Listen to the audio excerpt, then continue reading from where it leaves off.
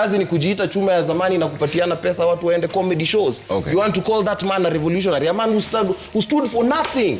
He's the man that you want to sell to us. I am here to tell you that Rigathi Gachagua is not an option. Whether you call me a government project, whether I have told you I'm a project of the right, His Excellency Raila Amolo Odinga and the Orange Democratic Movement, but Rigathi Gachagua is not an option for this country. All right. Well, are you a government project?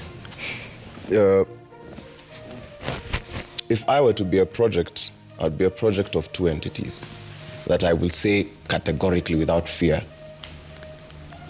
It will be His Excellency the Right Honorable Prime Minister Raila Amolo Odinga and the Orange Democratic Movement. That's why when I come to this panel, I come to speak on behalf of the Orange Democratic Movement's Youth League. That is one.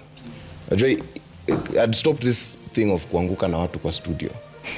But my sister Njeri is proof that light certainly travels faster than sound. She has, it is not lost on me because, you know, she has confessed publicly that she is a member of DCP. When she made her analogy, it is not lost on me that she referenced a company. Remember, her party leader was the one who consistently talked about shares. And you see what happens when young people start surrounding themselves with characters like Rigathi Gachagua, who I will have to say is unfit to hold public office, even if it is the last thing I have to say. And my sister here, I do not have the time nor the crayons to explain to you how inflammatory those remarks are, because if she made an analogy that it could only be made by a person who is as sharp as a marble, because she says if you take that statement and take it to a Form 2 student who's studying literature, they will just hear that this is what Rigathi Gachagua meant. I speak that it was a warning. Pain. Yeah.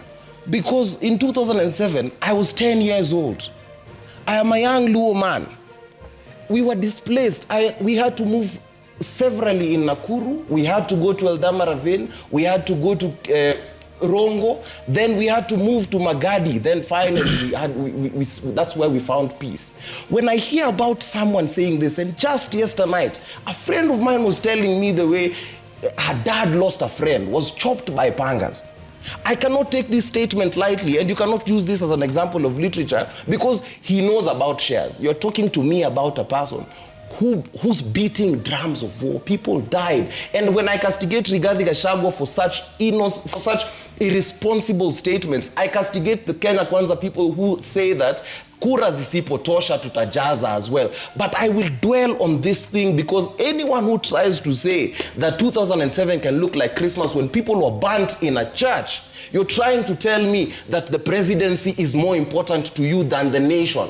If we are to talk about people who've been denied power, my party leader should have the most vitriol.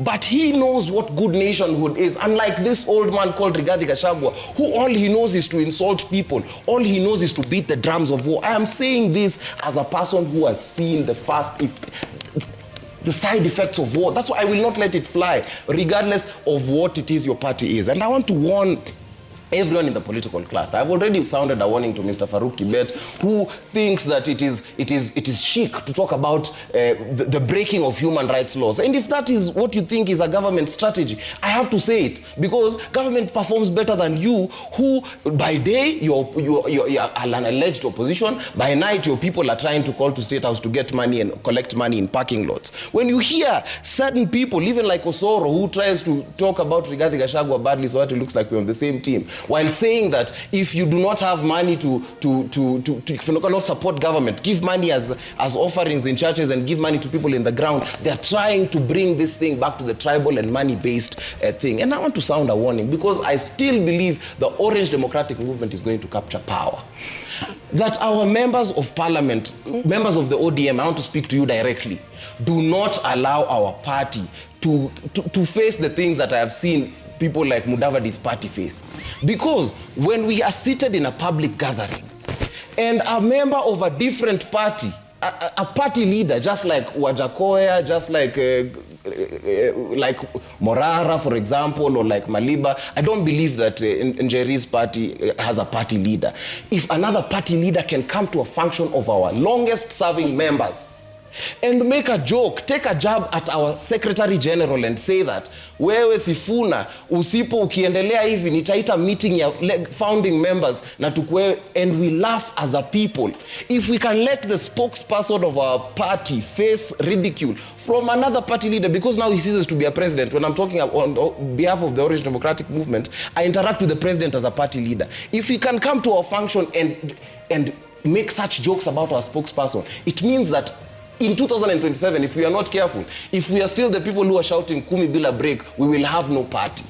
This is, and I'm sounding a warning across the board, because we believe as the Youth League will capture the power in 2027. However, anyone, and I will say this without fear of contradiction, if these statements come out of our leaders' mouths, people who when you hear him, Rigathi Gachagua is always talking very tribally, saying that Nairobi will be controlled by Gema. I say he's unfit for office. Very tribally saying serikali ya shareholders, he's unfit for office. He's the same person who kept on saying, ukiona Raila nakataa kitu juu ni kitu mbaya. And he's the same person who encouraged all his MPs in Central to vote yes for the finance bill last year that brought us out. And that's why I'm very happy he was impeached, because he is a two-faced serpent. He's a dragon, because if you allow him anywhere close to power, he's going to bring this country to ruin. And just let me land.